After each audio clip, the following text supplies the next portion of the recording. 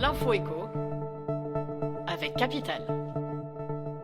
Le chiffre du jour, 287 000, c'est le nombre de gilets jaunes qui ont participé à la mobilisation nationale contre la hausse du prix des carburants.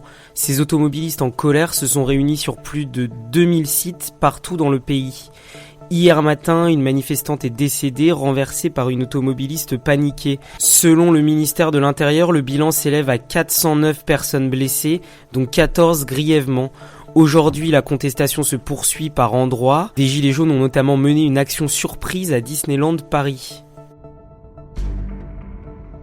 Le coup de gueule est poussé par les gilets jaunes. Depuis plusieurs semaines, les internautes partagent des photos de policiers en train de faire le plein au Luxembourg.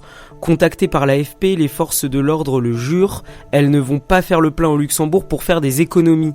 La raison avancée pour justifier ces actions, la proximité des stations-service. Pour rappel, le coût du carburant est 30 centimes moins cher au litre en ce moment chez nos voisins luxembourgeois. L'info pratique Capital, attention à vos publications sur les réseaux sociaux. À partir de janvier, le fisc disposera d'un nouvel outil pour traquer les fraudeurs. Un puissant logiciel informatique va analyser les publications des contribuables.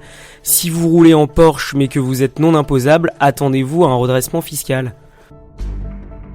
Et si le Stade de France était vendu, c'est en tout cas le conseil que donne la Cour des comptes à l'État dans un rapport à paraître. Les pouvoirs publics payent trop d'argent et doivent compenser certaines pertes d'argent du gestionnaire de l'enceinte.